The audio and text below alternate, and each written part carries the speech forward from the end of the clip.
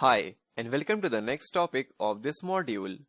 In this topic, we will set up software for Windows. Now, in case if you are using Mac or Linux operating system, then please skip this topic and directly go to the next topic, because this topic is only for learners who are using Windows operating system. So in this video, we will download Java. Now to set up Java in your Windows operating system, you need to download JDK. Well, JDK stands for Java Development Kit.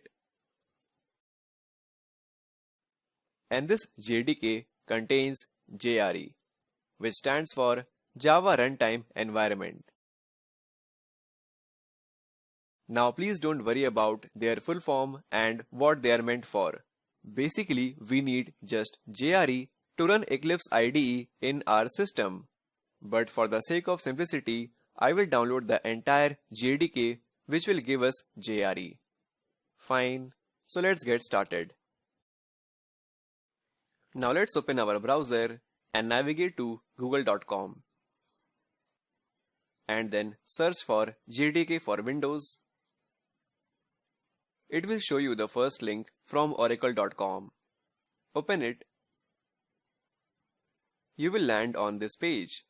Just make sure this Downloads tab is selected. And then click on this Java icon over here. Scroll down a little bit. Here you will find the latest Java version ready for download. Now, depending on the time you are watching this video, the Java version might vary. But please don't worry about it.